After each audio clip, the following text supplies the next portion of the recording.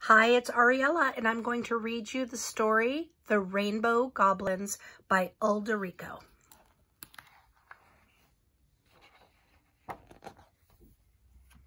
The Rainbow Goblins.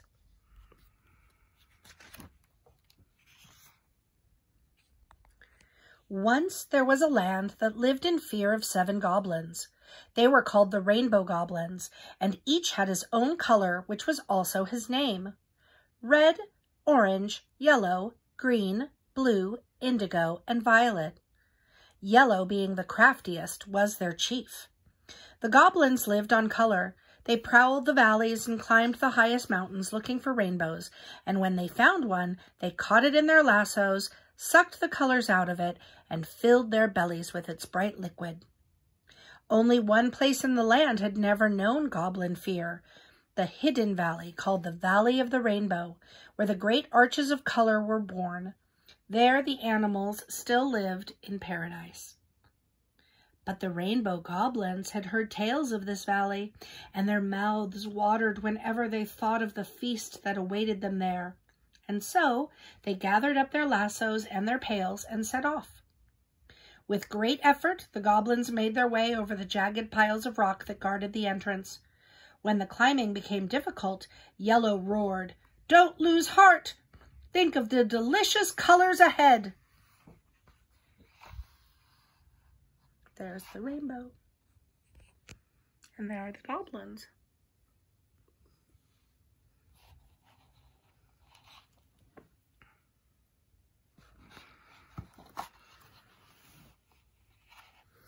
The sun had almost set by the time they reached their goal, the very meadow where the rainbow sprang to life.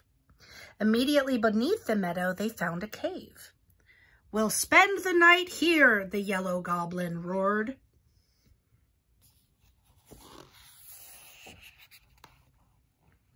When the moon rose and saw them warming themselves around the fire they had lit, it shouted out in alarm, "The Rainbow Goblins are in the valley!" The trees and the bushes took up the cry, and the flowers and the grasses and the animals and the waters passed it on, and by midnight the evil tidings had spread throughout the valley.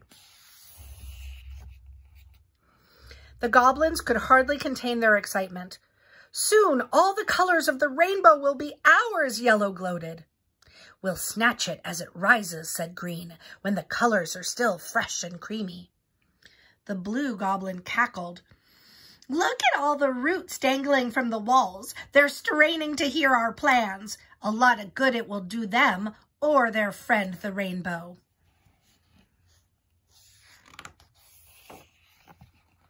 Finally, exhausted by their scheming, the goblins fell asleep. Outside, the moon shone on the mirror-like surface of the water, and its magical light was reflected into the cave.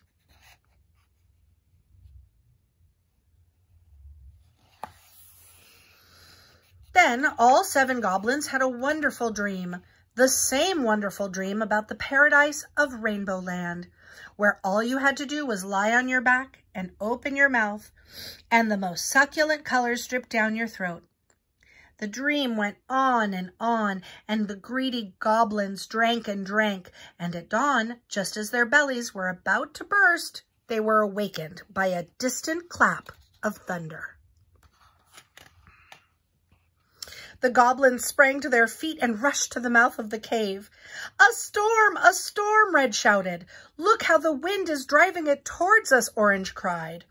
And all the goblins danced and pranced about in glee, for they knew that after the wildest morning thunderstorm comes the most beautiful rainbow. Yellow was so proud of his plan of attack that he went over it again, while each goblin tested his lasso. "Red, don't forget that you must seize the left flank." "And I move in on the right," the violet goblin burst out excitedly. Before the last roll of thunder faded from the valley, the goblins took up their pails and lassos and marched single file out of the cave. The sight that greeted them when they reached the meadow took their breath away. The rising arch of the rainbow, so rich with color and promise, almost blinded them. Trembling with excitement, Yellow finally managed to give the signal to attack. The goblins swung their lassos around and around and hurled them into the sky. But in the same instant, the rainbow vanished, as if it had been swallowed up by the earth. The goblins were dumbfounded. Nothing like this had ever happened to them before. They stared up at their empty, outstretched lassos, which a second later snapped back at them.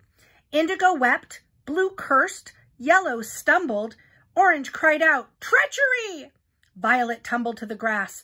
Red raged, but the more they thrashed about, the more tangled up they became in their own lassos until they had snarled themselves into a grunting, groaning mass of goblins on the ground. And as they lay there helplessly, a flood of colors poured forth from all the flowers of the meadow. "The flowers!" screamed the Blue Goblin. "The flowers!" He had suddenly remembered the dangling roots he had made fun of in the cave. Through the roots, the flowers had heard the goblins' plans, and they had devised a counterplan to save the rainbow. The moment the attack was launched, the flowers had drained the colors of the rainbow into their petals, and as soon as the goblins became ensnared in their own lassos, the petals had let loose the deluge. So the goblins drowned in the colors they had come to steal, and no one in the valley wept for them. The rainbow itself was reborn more magnificently than ever. Out of gratitude, it lifted up the flowers that had saved it and transformed them into glittering dragonflies and butterflies and splendidly plumed birds. Look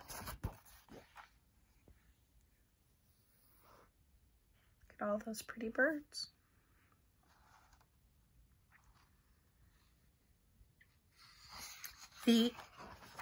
Almost the end. But since that time, the rainbow has become more cautious.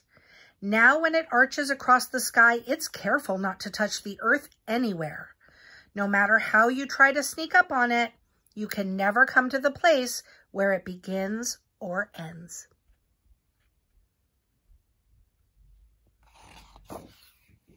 The end.